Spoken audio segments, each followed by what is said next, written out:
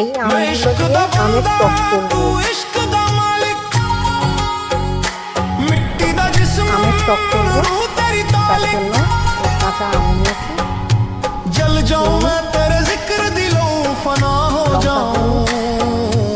সামান্য একটুখানি আমের গন্ধ কাটানোর জন্য হলুদ গুঁড়ো, তেজপাতা,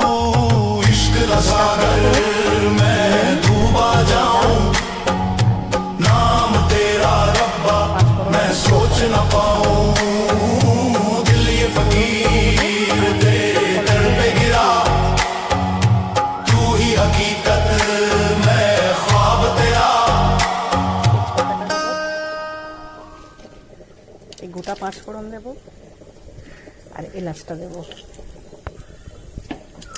এইবার চিনিটা দেব।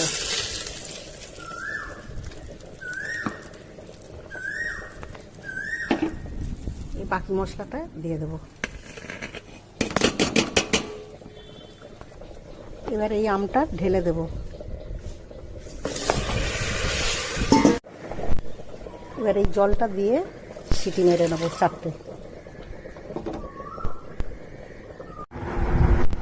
এই আমের টক রেডি হয়ে গেছে, খুব মজা লাগবে।